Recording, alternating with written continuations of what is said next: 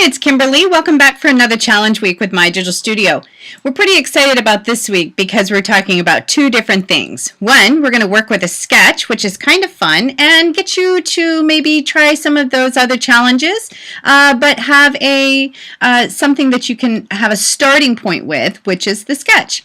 The second thing is we are going to work with something that's pretty trendy right now, and that's pie graphs. Pie graphs are something I've been noticing in the scrapbooking world, and they're kind of fun, and there's so many different things you can do with them. You could actually really make a pie graph and point out some of the facts concerning a specific memory that you want it to coordinate with. Or in my case, I actually just made the pie graph, but it really does not signify anything. It was more of that, more of a decorative thing for my scrapbook page. So let's work with that. Right here is my pie graph that you can see. It's in the pool party here, and I want to show you how you can make that. And I know Heather also did a video showing you a different way to do it. So this is kind of a fun week, two different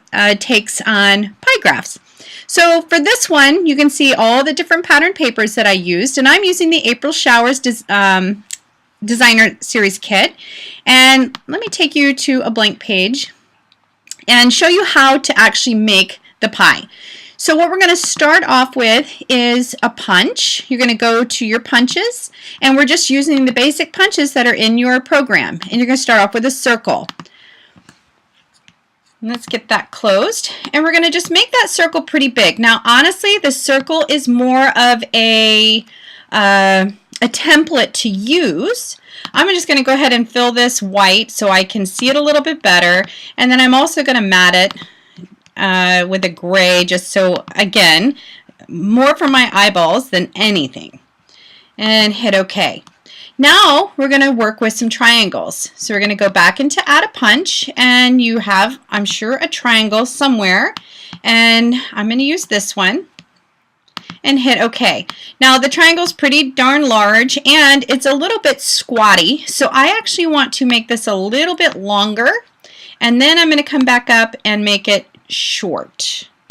Okay, and I'm going to come in here, and I'm just going to fit it into my circle. It's still too large. I'm going to bring it down a little bit and get it to the point I want it. Maybe a little bit longer.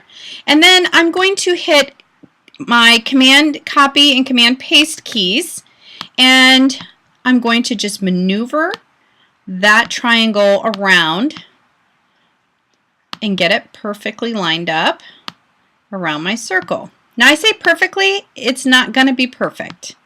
And you can see mine is a little bit more whimsical right there. And I'm going to paste another one, and I'm going to go this time on this side. Now to make this easier, once I have 3 done here and they're pretty lined up to where I want them to be, I'm actually going to highlight 3 of them and hit my Command G key, which would be my grouping key. From there, I'm going to copy that and paste that, and now I have 3, so I'm working a little bit faster instead of one by one. And I'm just going to rotate that. Whoops, don't want to make that bigger. I'm going to rotate that just to where I want it. There we go. And fit that in. And let's rotate it a little bit more. There we go.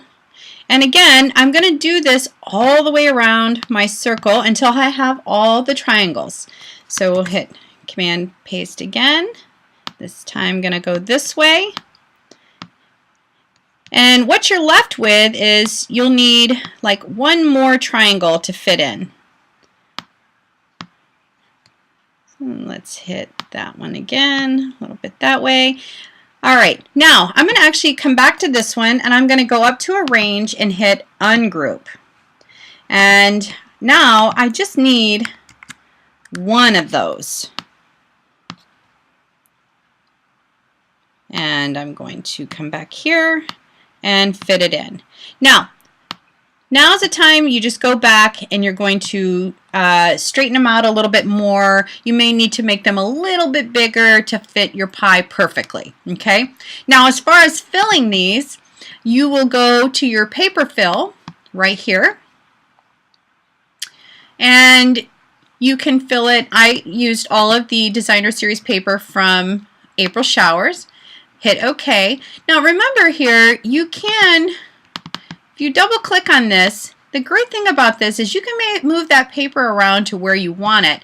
The other thing is you can zoom in on it if you want to see a pattern better. Okay, where that comes in handy is, for instance, let's fill another one. Here, if I wanted to hit one of those balloons and see one of those balloons, I can rearrange that triangle to fit exactly over one of those balloons, and there you have it in your pie graph. All right, so let's go back over here to the actual layout.